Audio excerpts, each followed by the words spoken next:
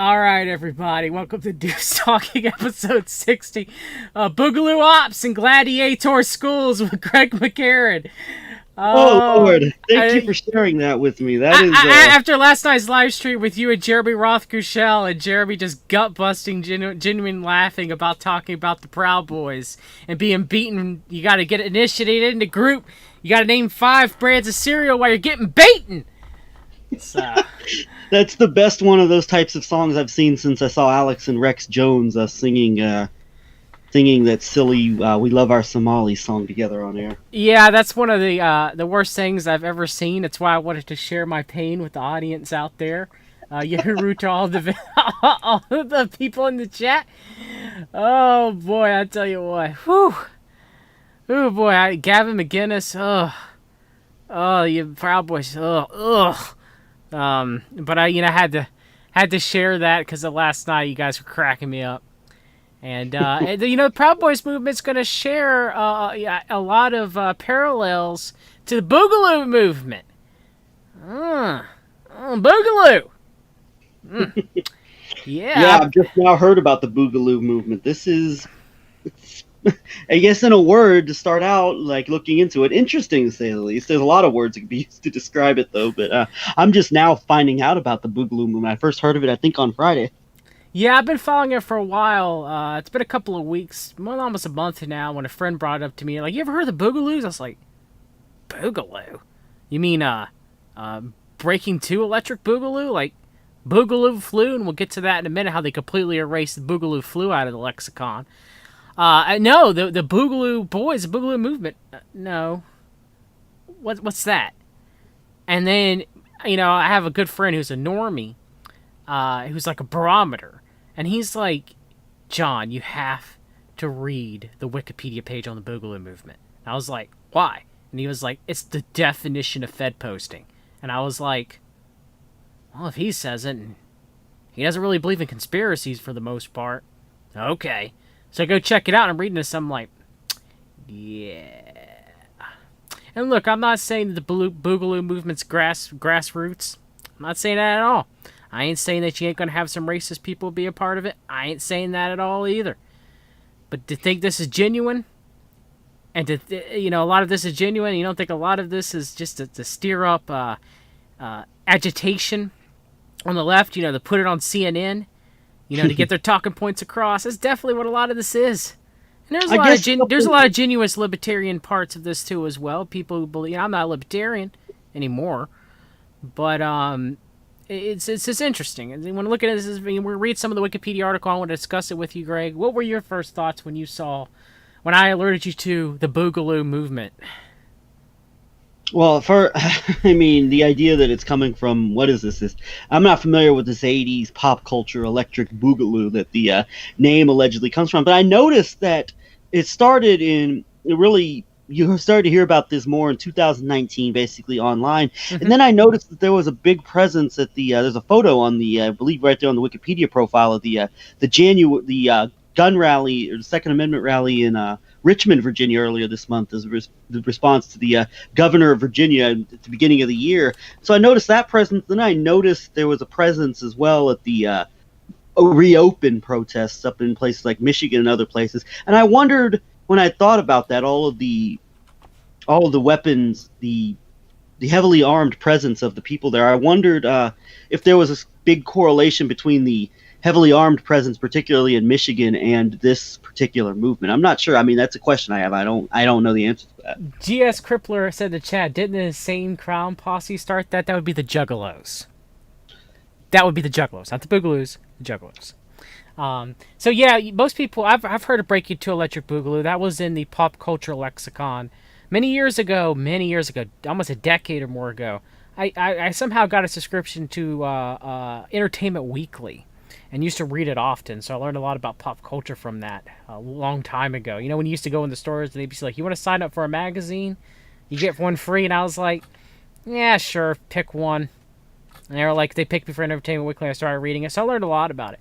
So I know quite a few things about pop culture that I wish I never knew, but so Breaking 2 was kind of like a like a break dancing, like street dancing type film. And the second one was very similar to the first one. They talk about it in the Wikipedia article. So anytime you had a bad sequel, you would call it, something, to Electric Boogaloo, if the sequel of the movie was bad.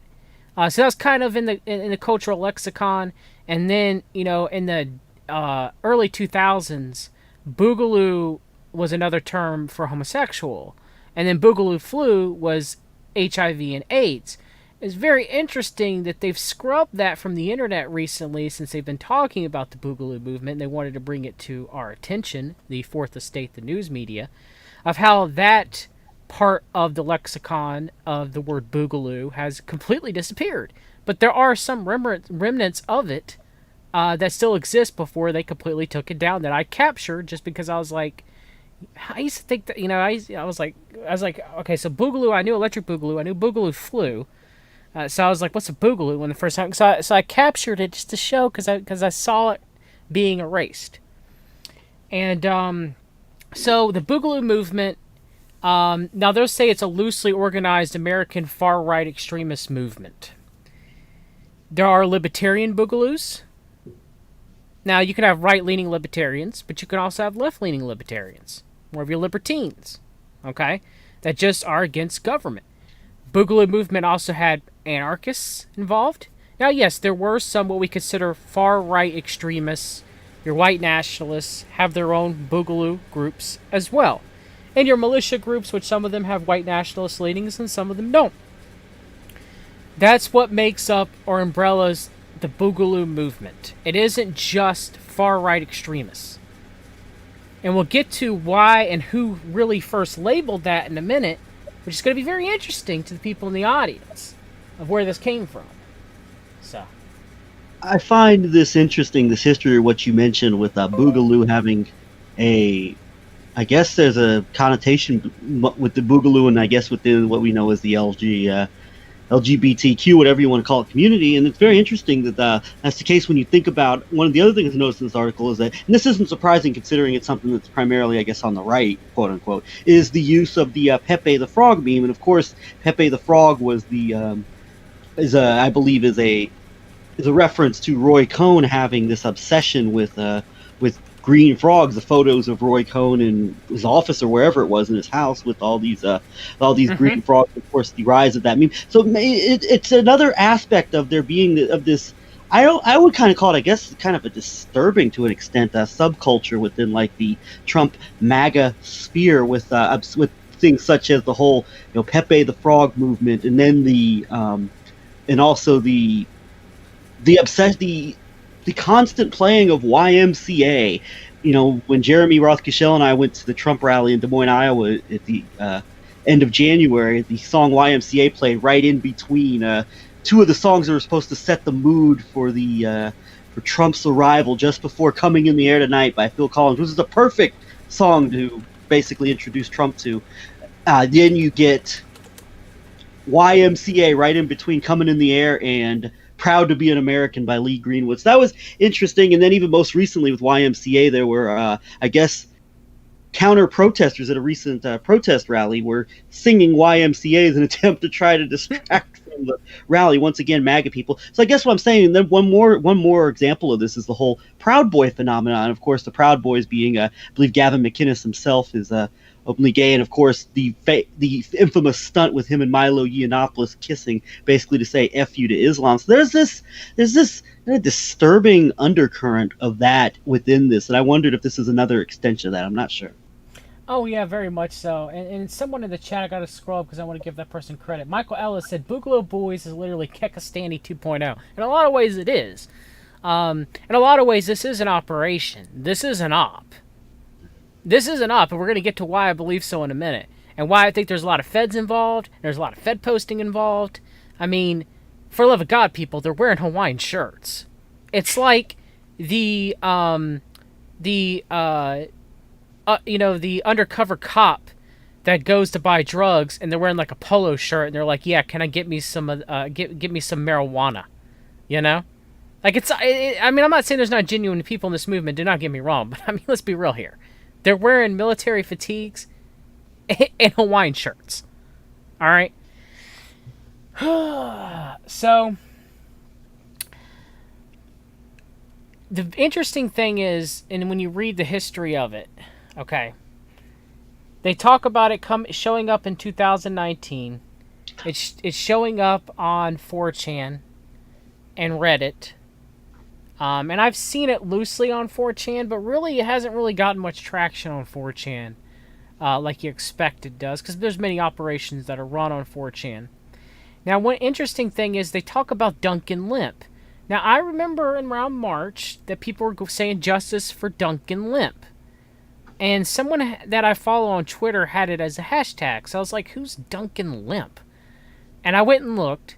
And so they talk about how, he was shot and killed by the police in a no-knock raid of his home in Potomac, Maryland. Police had obtained a search warrant based on a tip that Limp was violating a restriction from possessing firearms. The Limp's family has contested that he was under such restriction. Limp's family has also asserted that he was asleep when he was killed by the police. Some far-right groups have theorized that Limp was killed by police for his anti-government beliefs and his position in the Boogaloo movement. But that would be from a Southern Poverty Law Center archive. Yeah, Southern Poverty Law. Okay, so interesting is when I was seeing everybody tweeting about Duncan Limp, and I did my research into Duncan Limp, I didn't. Now, it's a possibility I messed up, and I didn't see it. I saw nothing about him being a Boogaloo Facebook group leader, and I knew about the Boogaloo movement at the time. So, is them just shoehorning it in? I don't know. Maybe not, but I just find it a little bit odd. Do you have any thoughts? I think you have to be inherently skeptical of these types of movements or whatever that just pop up that just kind of pop up out of nowhere and then immediately start getting all of this attention, as I guess this Boogaloo movement is starting to get in certain mainstream circles. I think you always inherently have to look at these types of things with a skeptical eye. And I mean, based on history that we've seen before, well-documented history of movements and Fed involvement, government involvement, you have to assume it. You have to assume at least at some level that there is a lot of this going on. Especially, I would say, once again, going back to the well-placing of these people at things such as the Richmond, Virginia Second Amendment rally, the Reopen America protests, and now in the recent aftermath of George Floyd, all the protesting going on. It seems there's also this effort to possibly try and play both sides of the divide over the Floyd thing. To me, a lot of that all points to signs of possible classic Fed provocateur operation behavior. Once again, of course, you want to have your proof and you want to be able to have real strong evidence to back it up. But I think inherently you have to look at these things with a skeptical eye, and this would be one of the conclusions you would automatically kind of naturally be inclined to go to in your head based on other trends and based on the way that this seems to be shaping up. And real quick, a correction: I didn't want to leave the impression that Gavin McInnes himself is homosexual, because he's not. He just had the publicity stunt with Milo when he was supposed to be the big-time homophobe at the time as a means to say F you to Islam. So I wanted to correct that in case I made it sound otherwise. So the thing about the Boogaloo movement is that, again, in 4chan you'll have accompanied by references to race war and Day of the Rope, which are common white nationalist type propaganda. And yeah, 4chan that happens. Now you have genuine white nationalists on 4chan. You have genuine just shit posters, as they call on 4chan. I mean, I've been going to 4chan since I was a weeaboo in high school back in 2004. All right? I mean, I before I even started, when it was around the time I almost started college, is when I used to be really big into anime when I was in high school. And so, I've seen the evolution of 4chan throughout the whole years, and sometimes I stopped visiting 4chan for years, and sometimes I do. I go there now just to see what ops are being played. You have a lot of Russian bots and Russian interference also happening on 4chan too, very interestingly enough. So the left is going to paint the Boogaloo movement as completely being 100% white nationalist. It's not true. Now, am I a fan of the Boogaloos or trust them entirely either? No, I don't. There seems to be a lot of federal involvement. There seems to be a lot of Fed posting.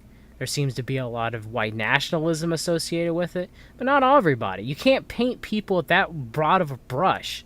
It just does. It's unfair, and you're seeing a lot of this, especially with the first article, and it's even talked about in this well-written, well-backed Wikipedia article that screams fed to me.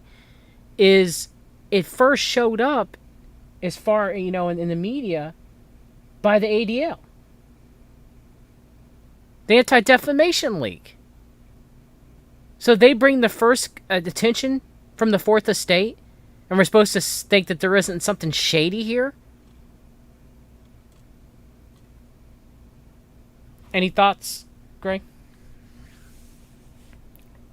Yes, I mean and that's one thing in general about it. Seems like organizations like the ADL and the SPLC, usually when they're promoting giving serious promotion to something, and there are some cases where there are some exceptions to the rule. For example, of course. But I mean, in a lot of cases, when you get this heavy promotion from, say, the ADL or the SPLC, that's usually a sign of that your organization is likely either controlled by or is riddled with provocateurs, agents of some type or another. I mean, you just look at the type of groups on the right as well as on the quote left that get all this attention. And I mean, well documented on this podcast and other good channels and other good work throughout the internet. You can see the history of like the types of organizations that the ADL and SPLC give publicity to and put on the map and use to scare people, and correlation with Fed involvement, provocateur involvement. And I would, you're right that this is a sign that there's another sign that there's likely something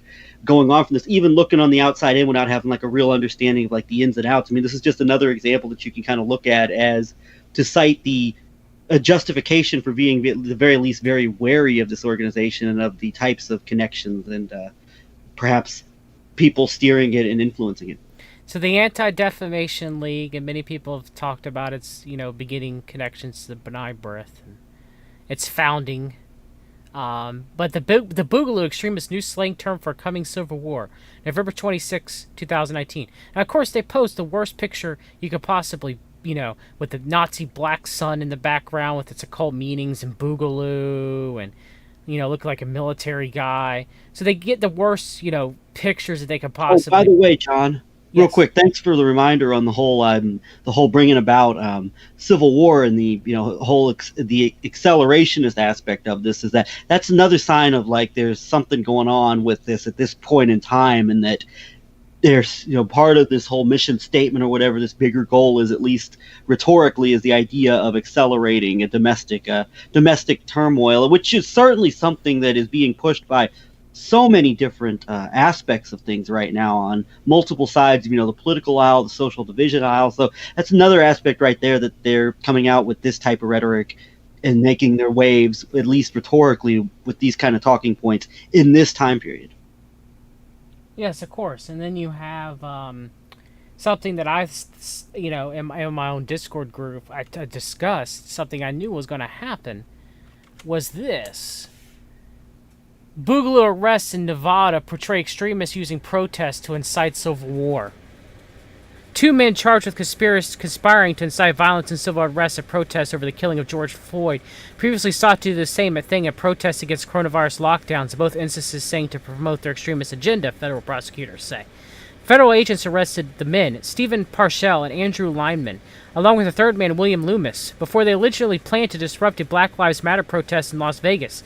They face federal charges of conspiracy and possession of unregistered firearms and multiple terrorism-related state charges.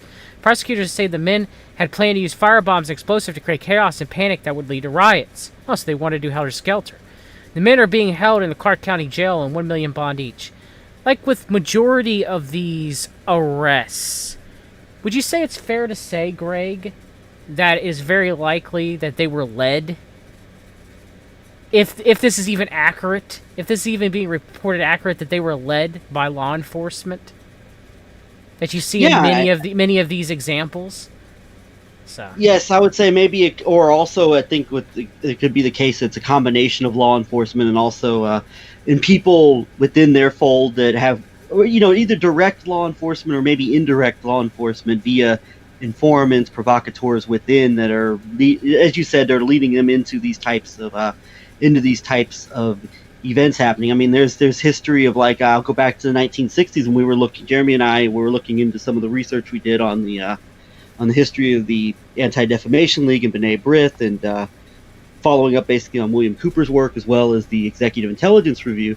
We found the cases of informants, federal informants within the FBI and other organizations, and ADL setting up Klan members to commit violent acts, and basically, or setting people up to be arrested outside of a prominent, I believe it was a prominent Mississippi, I believe it was a prominent Southern ADL representative outside, set up with the fire with an attempt to go bomb this house and everything, and then they're arrested. And so, I mean, basically, you're getting the gist here. I don't recall the exact details, but there's a history of this with FBI ADL provocateurs within an organization like the Ku Klux Klan, setting up small-time members to be arrested for events that would lead to a bigger, that could be used basically to scare the public with. And would this be another example of that? I think there's a possibility. Yeah, I mean, the same with the Portland Christmas tree, the car bomb plot, that many people say that reeked of being set up to as well. And of course, one of the biggest cases, in my opinion, in history would be Randy Weaver with the sawed-off shotguns. So, I mean, again, I'm not saying that white nationalists don't exist, all right? And I'm not saying that white nationalists have not done acts of terrorism previously beforehand. I mean, the Minutemen were robbing banks, all right? And, you know, and criminal activity.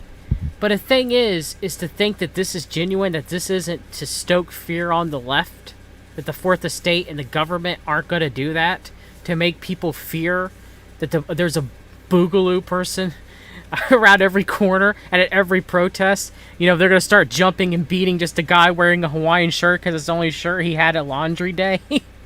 You know, I mean, just come on.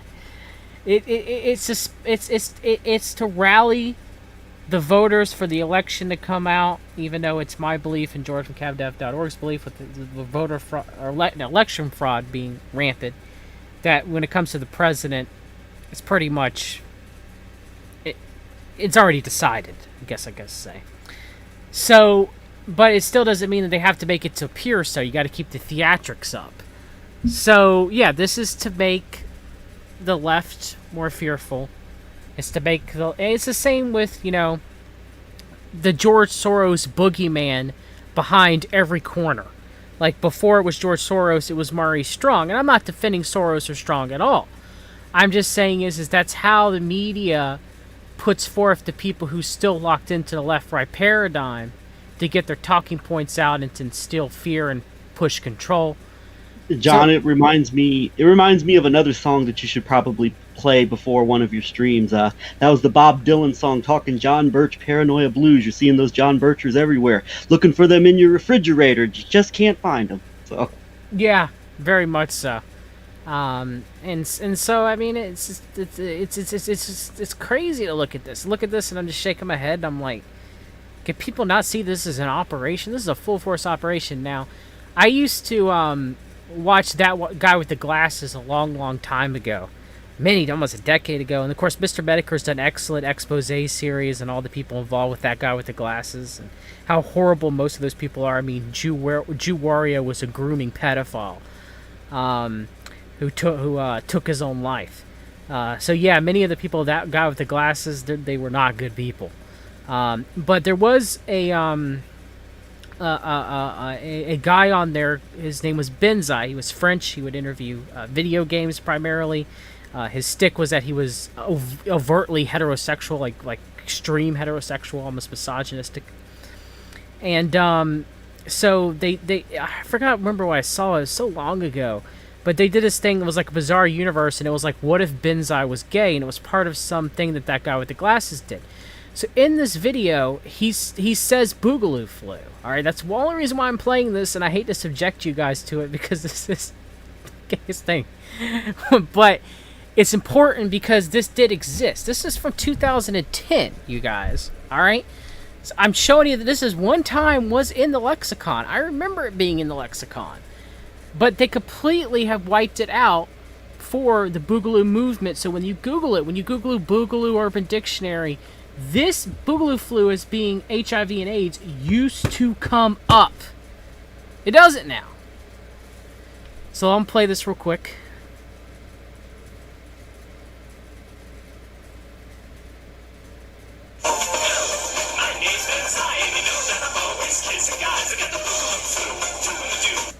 Boogaloo flu. It's called AIDS. So yes, it was the common lexicon back then. Then you have me searching for it. Now when you go and search for it now, which I'm about to show you, the same search I did here on my phone, it don't come up. They scrubbed it even further. So I typed in Boogaloo flu, and it says people also search for Boogaloo flu Urban Dictionary, Boogaloo flu meme. So it used to exist. It doesn't now. It's gone. They scrubbed it. I don't know what to say. I witnessed it myself. I mean, there's many people who witnessed this. It happens. But now it does not mean that and has never meant that. It's weird.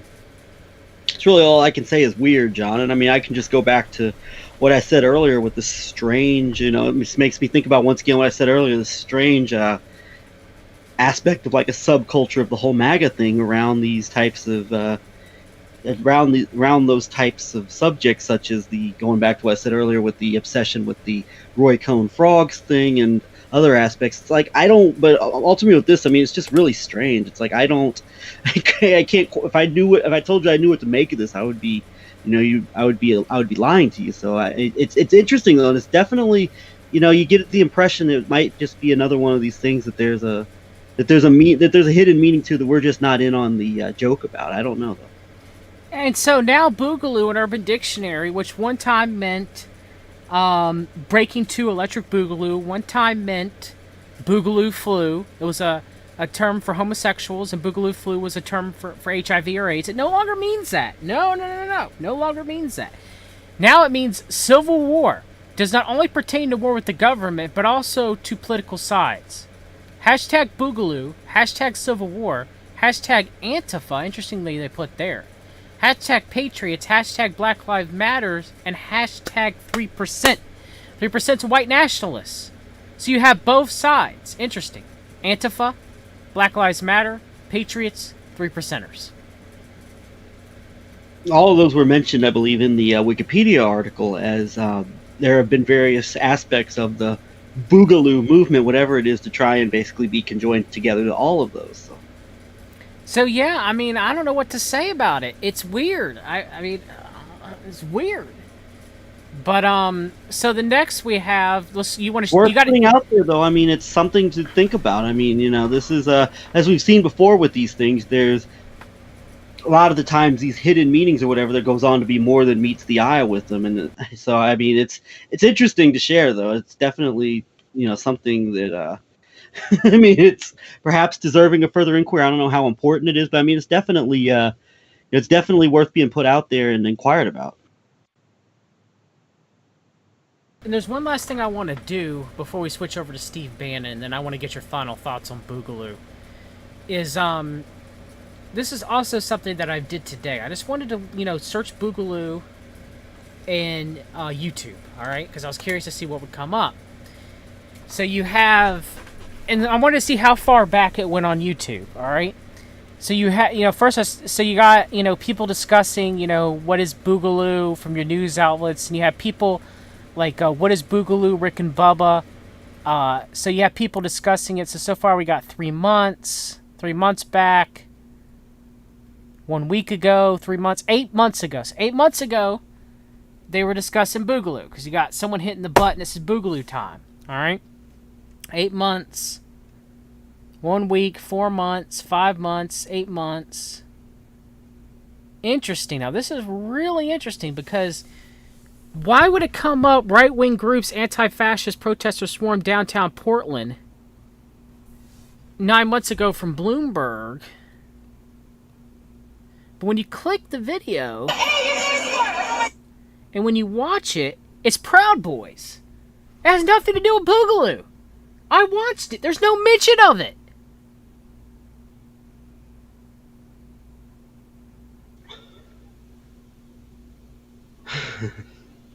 I mean, okay. 9 months ago, Boogaloo tactics. I mean, I don't know what to say. 11 months ago, Hickok embraces the Boogaloo, a best gun it documentary. Now, is he talking? Are they talking about the Boogaloo movement, or are they talking about something else here? Hickok 45 here, and you can read. It says NRA announcement. What the heck does that mean? Do you have any idea, John? What's an announce? Announce? I think it's an announcement. We're going to announce something. No, seriously, we wanted to let you all know, because in light of recent events, the last few weeks or month or two, so much has gone on with the NRA, and we don't know all the facts any more than anybody else really does. Some pretend to know, but nobody knows everything. But it's kind of gotten to the point where the last straw, especially today as we're recording that, we decided that we are just no longer going to be working in an official capacity with the NRA. Your representatives voting, trying to every other governor. I know the real caucus. Glad y'all came out this evening. Okay, so interesting. They didn't mention the Boogaloo. So we got June 21st, 2019, and is one of the first references on YouTube that I found. Any final thoughts on the Boogaloo? Definitely keep watching the Boogaloo movement, you guys. See what's going on. They're gonna blame some sort of false flag on the Boogaloo movement. I can feel it. That's likely to happen. Any final thoughts, Greg? I guess I would just say that, is just like everybody else. I think I'm just being introduced to this, and really, I mean, I guess some people have been following it longer than others, but I'm still just getting familiar with this, and I guess my responses would be, I guess I stand by what I said earlier about the makings of like a provocateur fed aspect to this, and I would just, I guess, close out by saying this is not something I would I would be very quick to get involved in, to say the least. No, I wouldn't go join your Boogaloo movement, all right? I would not do that at all. Yeah, I would not anytime soon go. It will be interesting to see what goes on in the future with it. I mean, we'll see, especially at this time, that it pops up with at least the rhetorical talk of accelerationism and speeding up the process of moving to major domestic strife, and even the term civil war. I mean, it's definitely something to keep an eye on, especially with how many groups have been astroturfed or joined by feds or glow in the darks. And I just don't, man. I mean, don't go joining these big movements and don't think they're going to be any blowback. All right, it just is what it is. All right. Yeah, definitely, definitely don't go join it. Next, I guess we're going to move on to a person that you and I both try to watch out for, that we try to see what he's doing, who I believe is a pretty strong power player in the world elite. He's not the highest up, obviously, but he does. He probably does the bidding of the Mercers, or maybe goes a little bit above and beyond them. Who knows? And that is Stephen K. Bannon.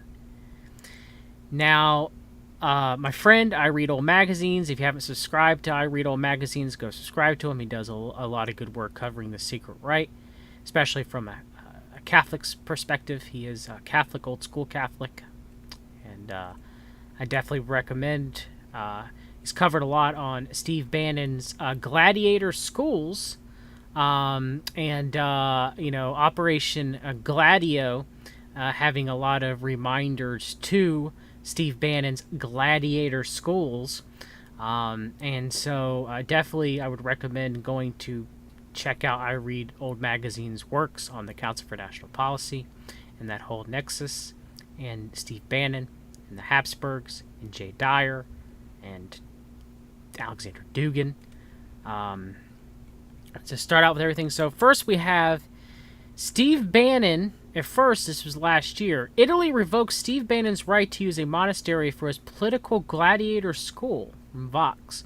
Former White House chief strategist Steve Bannon's plans for a far-right nationalist school have been halted by Italian authorities.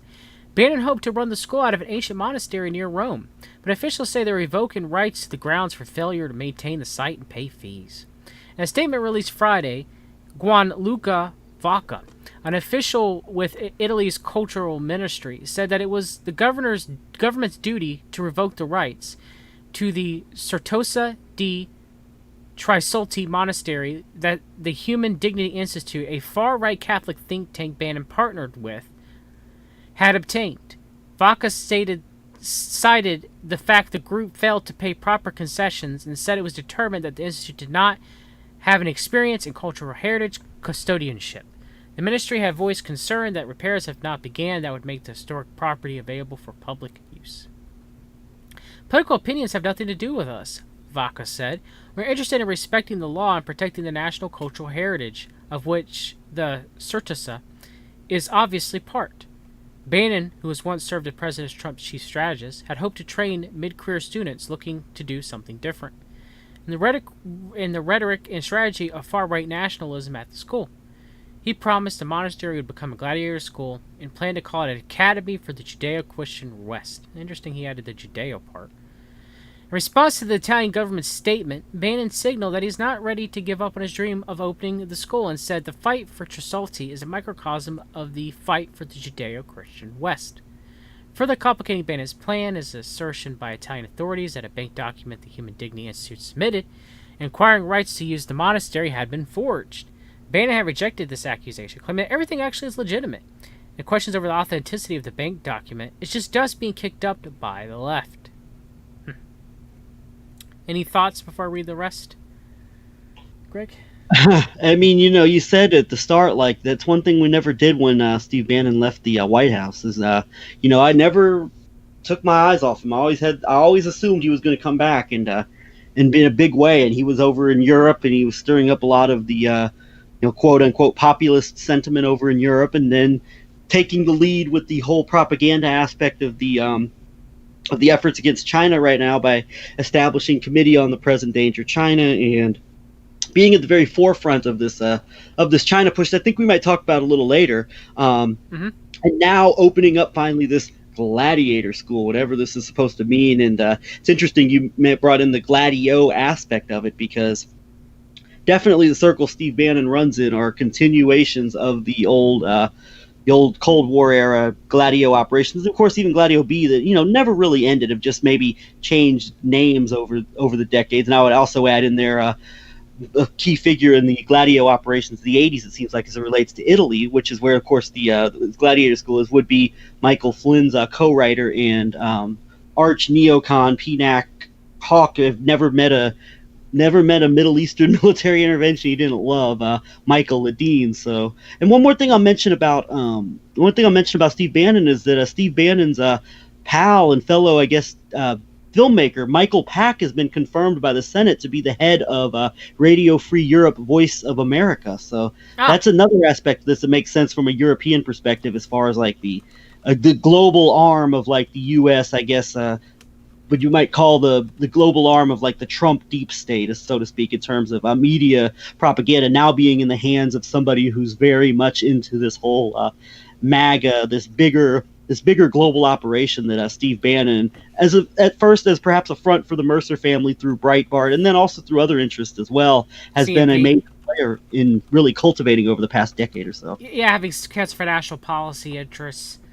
Being a member of the CNP himself, Bannon is. Indeed. And then, of course, Radio Free Europe and Radio Liberty were not supposed to be able to broadcast on the United States soil, because pretty much it is a CIA-run propaganda outlet for the world to broadcast to other countries the position of the United States of America, or at least the position of the deep state of the United States of America. But now, because of the repeal of the Smith-Mundt Modernization Act, Radio Free Europe and Radio Liberty can be broadcast on the United States soil. So I guess now we're going to have another Breitbart outlet spewing propaganda to the United States. Would you possibly agree, or is that a step too far?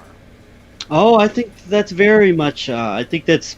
I think that's very, very likely going to be the case. I can't argue with that assessment you made there, John. Yeah, so let's continue with the article.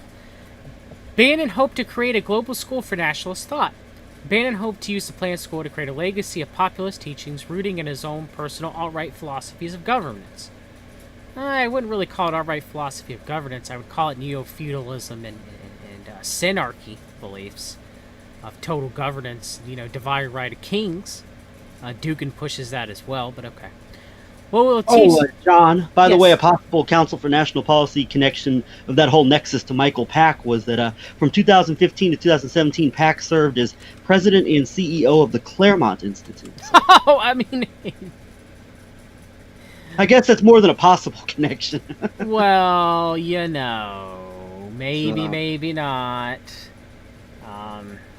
It never ends, does it? It seems most of his documentaries have been about either the culture wars or related to religion. Particularly, it looks like with the culture wars and religion as it relates, I guess, to our society. So that seems to be most of and that would fit right in, of course, with Steve Bannon, his speech at the Vatican, and the representing. I'm sure representing the quote unquote what's supposed to be the traditionalist quote unquote pro-Western Catholic perspective to this whole Western war for Western civilization or whatever you want to call it. Obvious BS, but just labeling the viewpoint that the likes of Bannon are supposed to represent. So it seems Michael Pack is in with that whole contingent of pushing the culture wars and the religious aspect of, I guess, our domestic society, and as it relates to that, which I guess would also be in play with his role at the Claremont Institute. So.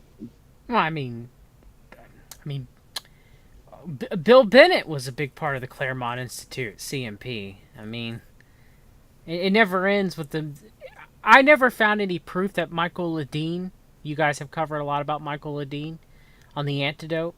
If you guys aren't subscribed, please subscribe to the Antedote on YouTube. But yeah, I mean, I've searched for Michael Ledeen. I'm pretty sure Michael Ledeen is in that CMP nexus. I've just never found any hardcore proof of it. Well, Michael Flynn spoke there just at about the time they were getting ready to publish their book on how to win the war on terror. So that was right in the spring to summer of 2016. So I mean, but at the very least, Michael Ledeen, if he has not been there, he indirectly through very close connections is right in with that whole contingent. I mean, if he's not a direct member or directly involved in the meetings, then he definitely has people very close to him who are, and so.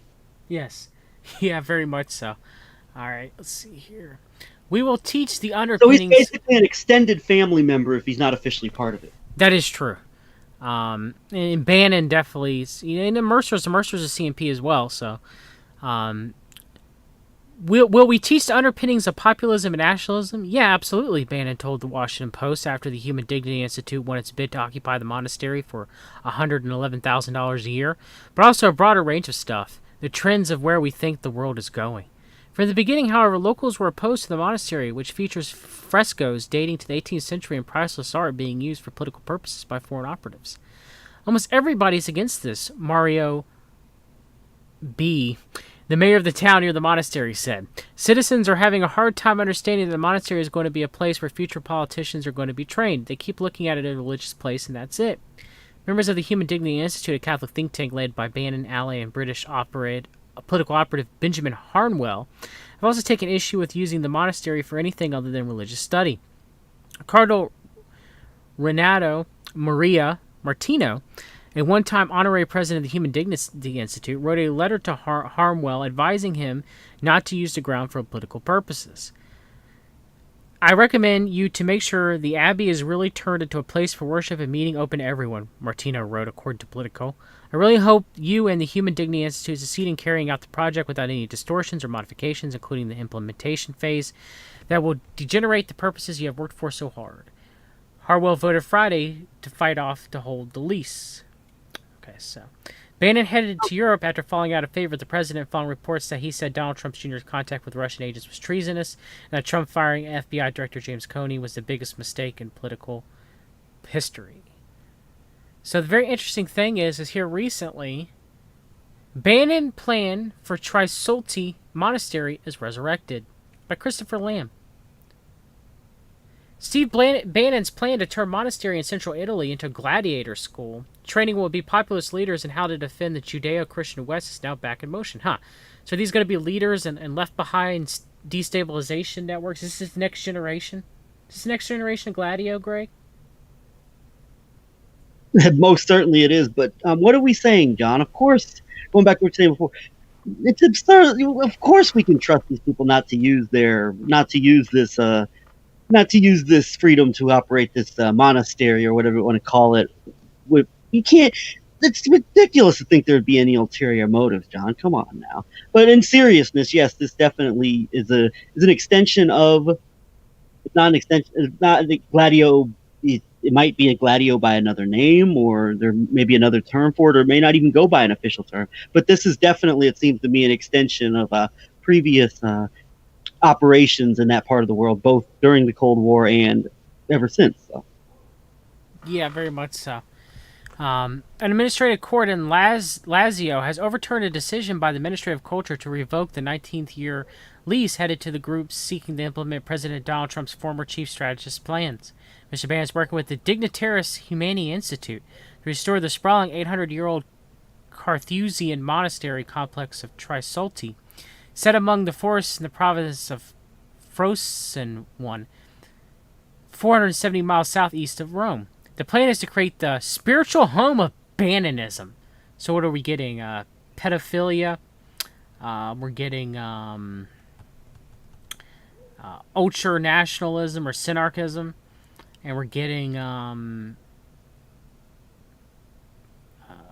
libertine philosophies, because you got Steve Bannon's porn and meth house, allegedly down there in Florida. So, John, I'd throw in there, do not forget the reports that came out of the Daily Caller, Tucker Carlson's publication back in February of 2014 during the 2014 CPAC conference of the parties at the Breitbart Embassy, as it's known, and Bannon's home in D.C., where even Tucker Carlson's publication is being quoted as saying that this event had an orgy-like atmosphere and eyes wide shut type of environment. So take that into consideration as well when you talk about Bannon and like this penchant for some of these types of things you were just bringing up with the alleged house in Florida. So that's another one to take into consideration. Eyes wide shut parties. So you got the eyes wide shut parties. You got Bannon funding Mark Collins Rector, and funding Mark Collins Rector, banning and funding with Mark Collins Rector, funding Brock Pierce's MMO gold farming company. Very interestingly enough, Bannon has many connections to Mark Collins Rector and Brock Pierce. And I guess if you dig deeper enough, you could find connections to Bryan Singer. Interestingly enough, Gabe Hoffman left that out of an open secret. I wonder why that may be. Gabe is welcome to come on and answer that. That's a question I have for him. But yeah, I'm very curious to see why that was not mentioned in an open secret when Bannon is very much a player in that nexus. So yeah, Bannon definitely is not our guy. He is a detestable human being, in my opinion, and he is he is the ultimate opportunist in a lot of ways. So yes, he's going to open up this gladiator school to teach the spiritual home of Bannonism, and I don't want any part of that. I don't think you, Greg, want any part of that. It's just me. And remember, Bannon met with Epstein once, if not twice, while Trump has been president. Once in December, supposedly around Christmas. I think 2017. So, yeah. Anything else to say before we get to the really big thing on Bannon that happened this week, Greg? I think you summarized it pretty well. It's yeah, I think you've summed it up pretty well, John. We definitely see this as I had always heard the rumors of this like monastery for whatever type of I guess an extension of the old Breitbart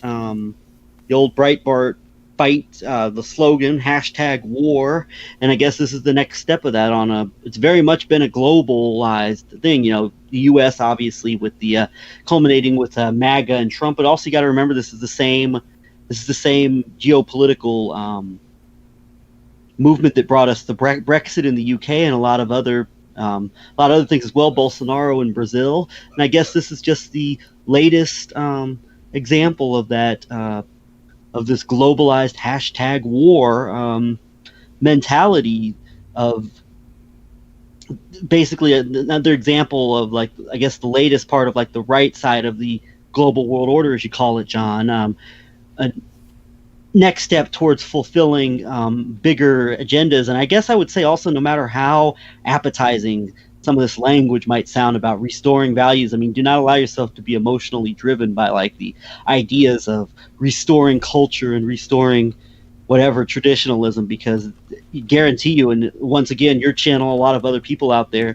have proven this so many time and time again, that it's not about restoring any semblance of good in society. These operations are much, much darker than that. And this is just the latest installment, I guess. Not, of course, not when you have Rebuilding America, a prescription for creating strong families, building the wealth of working people, and ending welfare. March 1st, 2006 publication date by Council for National Policy long-term member John Kenneth Blackwell and Council for National Policy long-term member and ardent Zionist Jerome R. Corsi. So yeah, surprisingly enough, this book is temporarily out of stock. I wonder who bought it and why. So I guess with things going on with the war, the upcoming Civil War Boogaloo. I mean, it's just, I guess because of all the Antifa protests and riots, all of the amalgamation of everything, I guess people are buying it to find out from John Kenneth Blackwell and Jerome Corsi really how we can fix the country and bring it back. Or how you can fit into just one of the controlled paradigms set in place for us via the guise and facade of values and traditionalism. This is just, I don't even know what to say about this. Like, this book, I mean, people are, at least it's got 3 stars. I'll at least give them that. It should have 1, because both of these people are horrible people. But, okay. So, of course, we get to the big news, Greg. Public puzzled by planes circling State of Liberty. Welcome to the federal state of New China. I mean, yeah. If you see that, Greg, like, let's say you woke up, you know, you're a citizen of New York City, and then you see a plane carrying a banner saying, "Welcome to the federal state of New China." You probably crap yourself that the Chinese have taken over. That this is a real Red Dawn moment. Oh, wait, the new version of Red Dawn couldn't put China in there. They had to put North Korea. My bad. But yeah, some looked puzzled while others grew concerned when a group of propeller planes circled the Statue of Liberty before dusk Wednesday, pulling banners that said, "Congratulations to the federal state of New China," in English and Chinese. What was it about? The stunt was organized by fugitive Chinese billionaire businessman Miles Guo and former White House chief strategist Steve Bannon, and a live stream from a boat in New York Harbor on the anniversary of the 1989 anniversary of the Tiananmen Square massacre. Guo said that from today, the Chinese Communist Party will no longer be the lawful government of China. Bannon, meanwhile, said a renegade organization that calls itself the Rule of Law Movement aims to rid the Chinese Communist Party of its dictatorship over the Chinese people and replace it with Western law, such as Great Britain and the United States. How many times do we got to try to take over these countries and install democracy, and how often does it work? Some people, I mean, look, our democracy, we live in a republic, okay? Our republic's corrupt, all right? I understand that. Don't get me wrong when I say this. We don't need to go imposing a republic on anyone else, okay? They never, especially people that don't ask for our help. I myself am a strict non-interventionalist. It's silly. I'm pretty sure you share the same sentiments, Greg, I would assume. Yes. I mean, it's it's interesting because when you talk about this, Jeremy Roth Castillo and I, we've talked a lot about what we call the neocon split between like the, I guess what you would say is the aspect of like the Bill Kristol wing, which we know is the Never Trumpers, and their push for military, long form military presence and Yes. I mean, it's Sorry, getting feedback. Go ahead. in places like Iraq, and the idea of building quote unquote democracy, right? Yeah. And they do want to do it through military intervention and through long-term occupation. And then you have this other wing, which is very much there in the Bush administration, but was not really known, I don't think, in the way it is now in terms of like the split in the Trump administration, but this aspect that was all about, well, one example would be Iraq. Let's just get in and get out. And they want to do things. Now you're seeing a push from the same crew. We don't care about building democracy. Let's just get into Iraq. Let's get Saddam and get out. And you have that mentality here in action, I think, with the Trump administration, where they don't make any bones about caring about things like, in some cases, there's no bones about caring about anything like democracy. But on the other hand, there still is this push for whatever you'd want to call it. Steve Bannon talking about democracy and the rule of law in China. But it seems that rather than having military do it, direct U.S. military intervention, you go through more covert means. Like, for example, the push for, say, Blackwater, an Eric Prince Blackwater-style private military operations in places like Afghanistan and Iraq.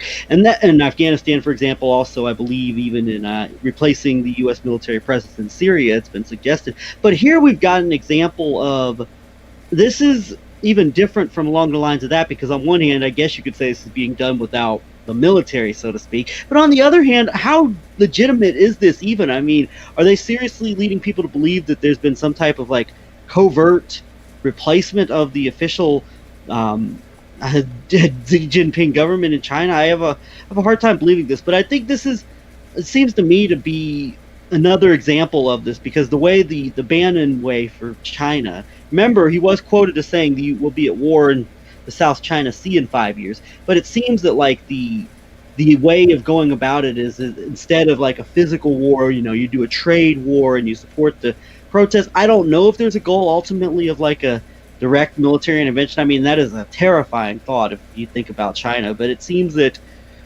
these people have other ways of trying to achieve these means other than actual physical warfare involving the U.S. military. And this might be another example of that, but I wonder also at the same time as this, what is actually being accomplished here? Is this a symbolic move? Is there more to it than meets the eye? Because I can't imagine there being any type, I can't imagine there being any type of even semblance of like a serious official change in the Chinese government. I wonder what the goal of this is, and especially, as you said, on the anniversary of coinciding with the anniversary of the Tiananmen Square massacre and the symbology of that, I wonder what the actual meaning is behind this. If there's something to it, or if it's just supposed to be symbolic. It's weird. I mean, it's an example of the dynamic that's at play, I think, in the MAGA movement, that is not like what we've seen in other administrations in terms of the means and methods of trying to undermine regimes that you're interested in trying in perhaps changing. Or, I hope I'm making sense here. I'm kind of going all over the place, but I just wonder what the symbolism of this is and what it actually means and indicates, because it seems to be a serious move, although at the end of the day, maybe it isn't. But I mean, there's something deeper to this, and the fact that he did it in New York City, it's odd, and I'm just trying to figure out what it means. Yeah, I mean, especially with Guo Wen Guy, which of course people call him Miles Guo. Him, fleeing China because the Chinese government wanted, to bring him to charges for pretty much for bank fraud. And look, I'm no fan of the Communist Party of China. Neither are you, Greg. I mean, it sucks that we have to mention that when we discuss these things, that we're not a fan, of this. We have to constantly reiterate any time that we talk about China that we're not fans of the CCP. But at the same time, and the reason why I'm saying that is because I'm not a fan of Guo Wen Guai at all. He himself is likely an alleged just probably, who's to say that the things that aren't been brought forth by the Chinese government of fraud is not correct, So again, CCP was horrible. Guo's probably not a good guy either. I would guess the truth probably, like on so many other things, John, you could probably find the truth somewhere in the middle on these type of things. But it's also, I would say maybe the truth somewhere in the middle. I'm not sure. And I'll also throw this in here too when we're talking about China and this whole dynamic of Bannon and this. I guess this man would be a Chinese diaspora example. Maybe that would be the term for it. And you think about things like Epoch Times and all that, and Falun Gong.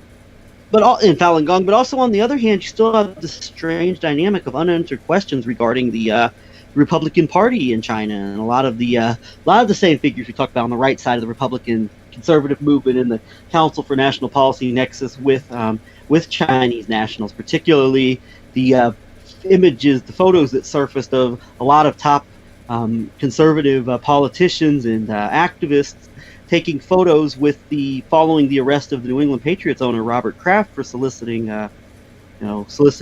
sex favors at the day spa, the Orchids of Asia day spa, located, I believe, within a half hour or within 60 minutes of Mar-a-Lago, I believe within 20 to 30 mile radius, and all the photos that surfaced of these top bigwig Republicans with the owner and founder of this day spa, who herself was a Chinese American, Chinese national. So there's questions there, and so how it fits into the bigger picture. And right now, I'm just kind of bringing things into the conversation, but how that fits into the bigger picture with this, because at some level, much like Russia, there's a continuum going on at some level where not all meets the eye on this, and there's a question of trying to, I guess, at the same time, also as you consider all this, with all these players involved in all the goals.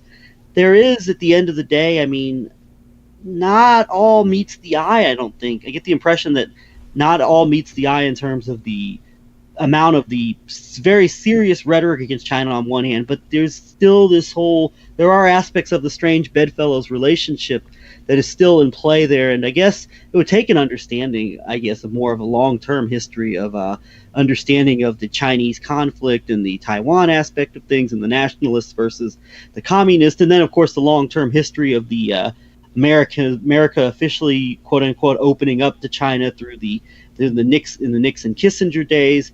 But there's a lot of layers to this whole China thing, and we're still trying to get an understanding and a basis of it. But very deep. This is a very deep issue that it's not simple to just simply make sense of by. There's a lot of shades of gray with regards to this. Yeah, you're 100% right, and it's something that needs to really be digged into. I mean, Miles Guo, there was an article that I found where he had been a member of Mar-a-Lago for years and was frequently visiting the club back in 2017. I mean, you don't become a billionaire for being a good guy that does what's right. All right, it don't happen. Same thing can be said about Donald Trump. Same thing can be said about Bill Gates. Same thing can be said about George Soros. Donald Trump just worked hard, John, and Donald Trump's an everyman just like us. He's not like the other elites. Ah, yeah, that's right. He's a maverick. Okay, my bad. But yeah, so it's interesting that this happened. Let's read a little bit more of it. Witnesses counted at least 8 planes circling Lady Liberty behind both men for nearly 45 minutes. It's very interesting that they did it on, who approved this to happen, especially during the protests and the riots and the coronavirus lockdown. By the way, John, this is another example of, in light of everything that's going on right now in the world and domestically, cannot forget about the China aspect of things, because we still have the reality of the fact that a pandemic, a bioweapon, whatever you want to call it, whatever ultimately is COVID-19, is being blamed in basically the entire shutdown of the global economy is being blamed on the CCP, on China, on the sitting ruling government of the state of China, the world's most populous country. We cannot forget this aspect is still at play, and whatever consequences are going to come out of that, because you don't just start a heavy propaganda campaign to blame China for something like this without there being some serious repercussions and consequences of that one way or the other. So we still have to remember that we still have this China aspect at play, and it's still a very, very powerful push to for whatever the bigger goal is and whatever the reasons are I talked about earlier. There's still this dynamic at play that is about very much about holding China accountable, whatever that means for this massive global shutdown that just took place. But at the same time, not really holding them accountable because they're all players in the world order. Well, at least rhetorically, John. You get what I mean? No. But I'm saying, but yeah, I agree with what you're saying on that. But I'm just saying in the grand scheme of things, they're not really. It's all double talk. And the same stuff that you're going to get from Bannon, like, do you think that as much as corrupt as the Chinese Communist Party is, do people really out there think that if Steve Bannon and Guo got their way and magically they could wave a wand and China was this republic state, that there wouldn't be some horse shit and chicanery, as Josh Reeves would say, going on there now? Like there is? Of course not. I guess my point just was that even if it's rhetorical, you don't just like the accusation of China being responsible for this is not. I know. Nothing, and there will be consequences and repercussions in some way, shape, or form out of that. I'm just backing up what you said previously beforehand to go back to your point is when we go in to liberate these countries and to put in freedom, democracy in America, it doesn't work out because we don't replace them with anything better. Usually in the end. You can look at Salvador Allende, the progression to Pinochet. As soon as Pinochet got into power, he reestablished payments to the International Monetary Fund. You're absolutely right. And now I'm a fan of Allende's socialist communist policies? No. But just as much as I'm not a fan of Pinochet's fascist, synarchist policies either. It is what it is. So yeah, I mean, the elimination of the Chinese community, the Chinese Communist Party is essential, I think Bannon probably said, to bring peace to the international community and all mankind, Bannon said while reading a declaration of the new federal state of China. Well, he predicted 90 nations on Thursday will join the movement to delegitimize the CCP. I wonder where the favorite foreign country of the Breitbart, Mercer aspect of the CNP empire that Steve Bannon and I represented through Breitbart. I wonder where that particular country, that being the state of Israel, stands on this effort to on this whole CCP.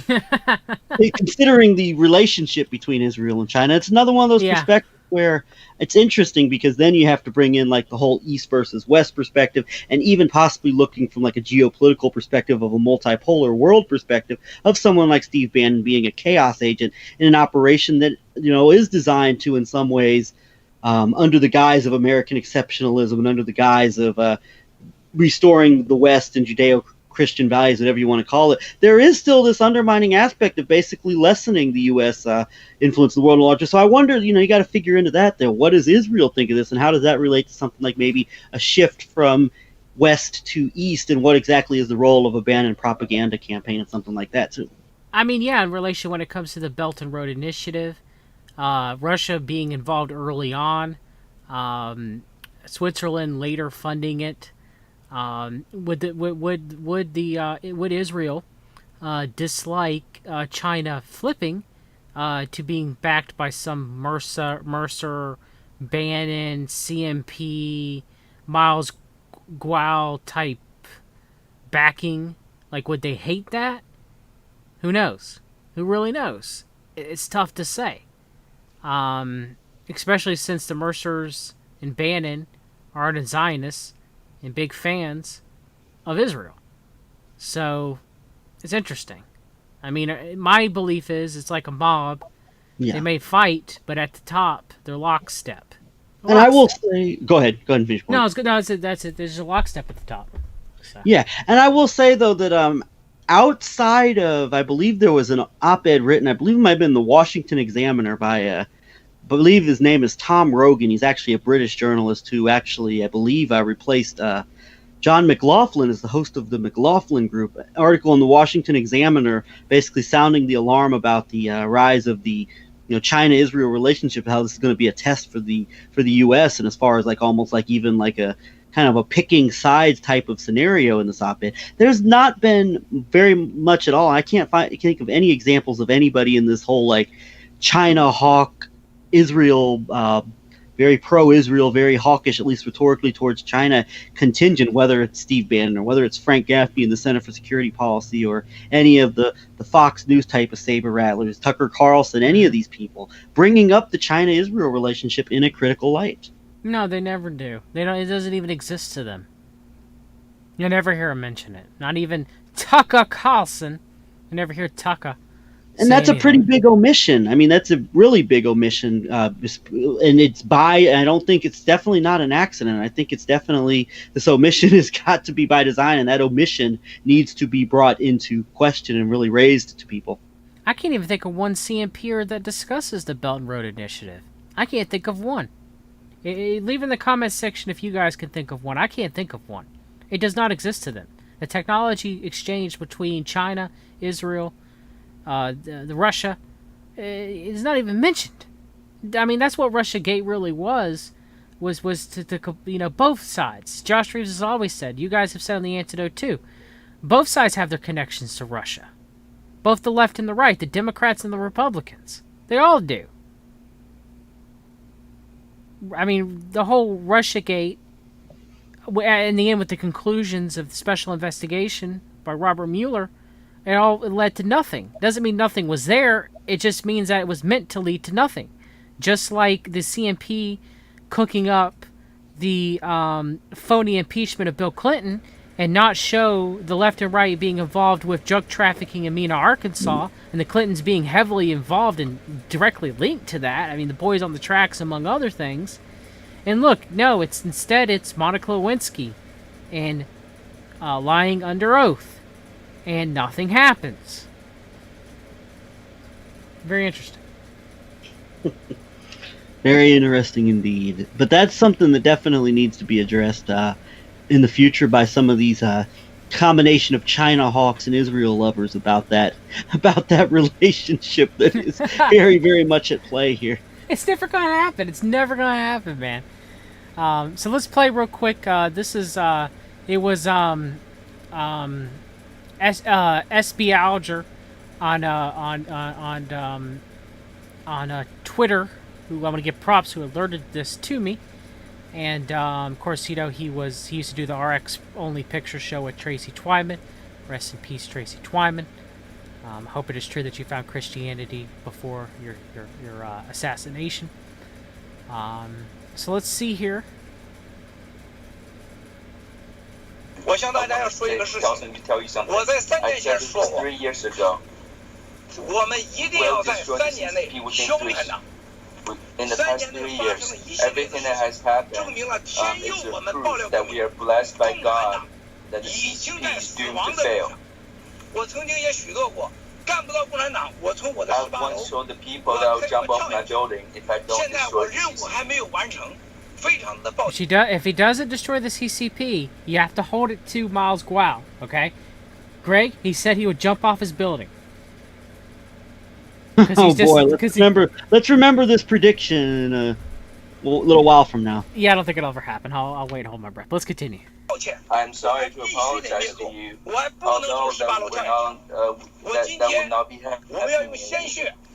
Now remember, all these protests are going on, and the rioting's going on, and there's a curfew, and there's the coronavirus lockdowns.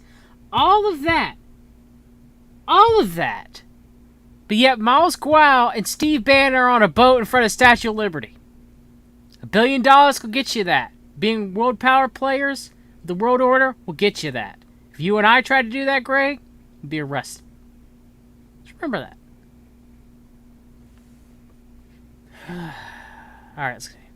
Defend the Declaration and the new federal state of China with our blood and our life and our all of our efforts.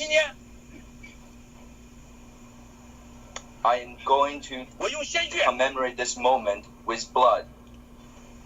I want to use blood to show the world our resolve. Today I bite my fingers so open. You have to use blood to testify in front of everyone in the world that we will restore rule of law, freedom of... Why did anybody talk about this? I mean, I've heard crickets. He is doing a blood ritual, saying documented in blood, with Steve Bannon beside him, in front of the Statue of Liberty. I don't know what to say, people. I was speechless when I saw this. Speechless. I mean, look, the live stream literally went on for like 11 hours, okay? Let's be real. That's crazy. That's crazy. 11 hours. 11 hours. Any thoughts, Greg, before we continue and finish up for this evening? Just that I obviously sense a very, at the very least, I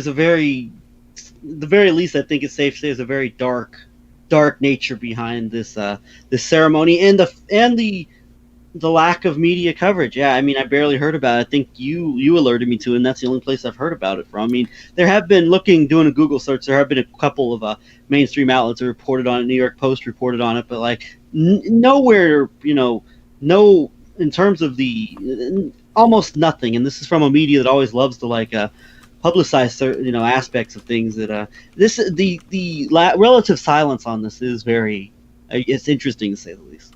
Yeah, this is, I mean, you think you would see this on CNN, right? You think you would, this is the craziest part about it.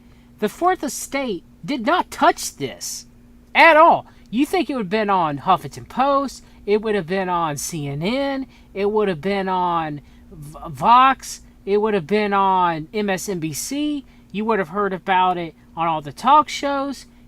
Literally, the only thing I could find about this was a local article reporting it. And people watched it 11 hours. And I saw it going through Twitter that Bannon witnessed a blood oath. And I was like, wait, what? No, that can't be. Even I, funny enough, was like, that can't be true. There was a blood oath on this broadcast? Really? No, it happened. You see it right there in front of your eyes. I don't know what else to say. I mean, and no one's really talking about this? I mean, what the heck? What? What? It's crazy. And Guao has done multiple interviews on Voice of America. They parade this guy around. Well, with Michael Pack being in control of things, I'm sure he'll be doing more interviews. Yeah. Miles Guao, New York Times, Financial Times, Forbes, CNP Steve Forbes, just everywhere. Miles Guao's just everywhere. So let's finish up. Religion and justice to China. This is my vow, brothers and sisters. We will take down the Chinese Communist Party. This is Chinese culture. We need to use the blood. Our bodyguards we are brothers and sisters. So Miles Guao's like, yeah, we do this in China all the time. I don't know if they do or not. I don't. I asked. I have family members that are Taiwanese. I asked them. They were like, no. I don't know. If someone's Chinese, please leave a comment if this blood oaths is what you normally do. Miles Guao says it's what you normally do. Yeah.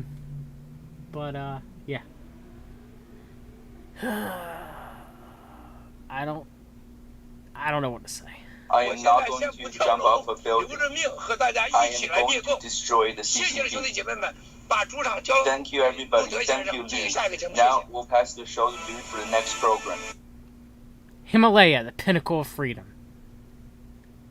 Any final closing thoughts, Greg? Just wild stuff, and in the midst of this 5 or 6 month span of serious, at least as we said, regardless of what machinations are going on at the higher levels, of this rhetorical propaganda against China, and the nature, of course, of Bannon being a key player in terms of like the long-term, at least rhetorical aspects of hawkishness against China, and at least the appearance of it, and perhaps something much deeper. You have this event going on right at this particular time period, right out in New York Harbor, by Statue of Liberty, and nobody picks up on it. It's weird. As I said earlier, I can't quite make out what the meaning of this is. If it's simply symbolic, or if there's something, deeper to it, even from like a perspective of like the future of the power balance in the CCP. But it's an odd event, something I can't quite get my finger on. You think this would be all over the media, right? But it's not, and it's very odd that this has gone by with no next to crickets. Outside of maybe the New York Post and a couple other outlets, it's got next to crickets. But as far as like the television media, and the New York Post is covering because it's local, right. But as far as the visual media goes, as you talked about, all those major networks, no coverage. It's weird. I don't know what to make of it, but it's definitely something that you would think would be more in the public eye than it's not. And in the fact that it's not, we take something, is that a bad sign? I don't know what to make of it. It's really weird. You think they would be all over this, right? I don't know. You type in Miles Guo and Steve Bannon, it's the second page.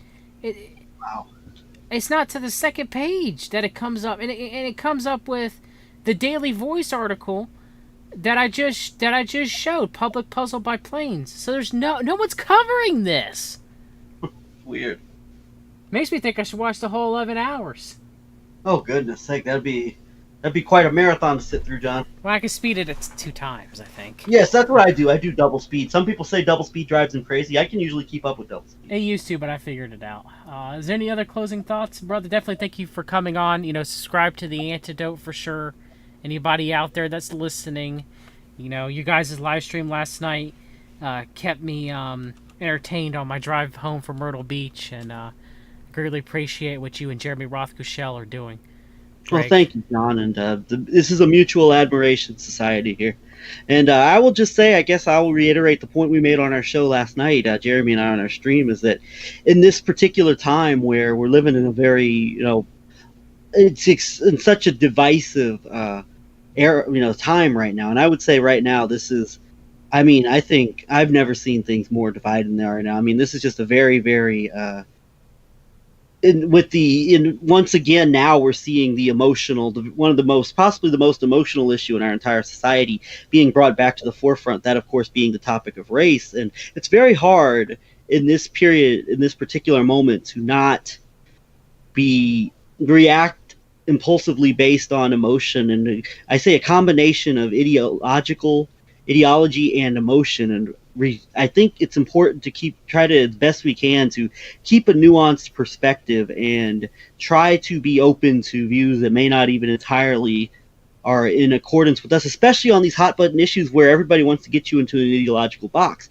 You're either for the protesters, you're either for that entirely, or you're for protesters, or you're for whatever, law enforcement or the flag or whatever. And it's important to try to keep a semblance of nuance right now and not allow our emotions to get to us to the point to where we just allow ourselves to just shut ourselves down mentally to views that try to, as Jeremy Rothkushel calls it, the radical middle. Try to stay at least some semblance of nuance and ability to really think logically and critically at this time, because that's much needed, and it's something that we're not getting nearly enough of right now. No, not at all. I always want to try to put us in a box, Greg, so they can try to figure us out, and it's a very difficult thing to do, man. Yeah. And we're definitely far from perfect on this, because nobody's perfect, but we try our best. And it's not that we don't do that ourselves. We are humans. We try our best not to. We try to think of everything from all positions of whether it's true or false, and things are usually more complex than most people believe that they are. And there's a lot of division and a lot of appeal to emotion right now. So. Yeah. And emotion's a good thing. We need to be emotional. We need to be passionate. That's the. Yes. But just try to maintain like a balance of control over it. We have to be logical and rational too. It can't all be emotion. Yeah, and it's not an easy thing to do, but it's something that I think we really should strive to do right now, and at all times, but especially at a time like this where emotions are so heavy right now. Yes, very much so. But thank you, Greg. Thank you for all that you do. We'll have you back on soon, brother. All right, thank you, John. Have a good evening. Bye. All right, everybody, take care. I'm gonna leave you with Proud Boys again. Hope you guys are doing well. God bless you these trying times. And as always, Yahoo!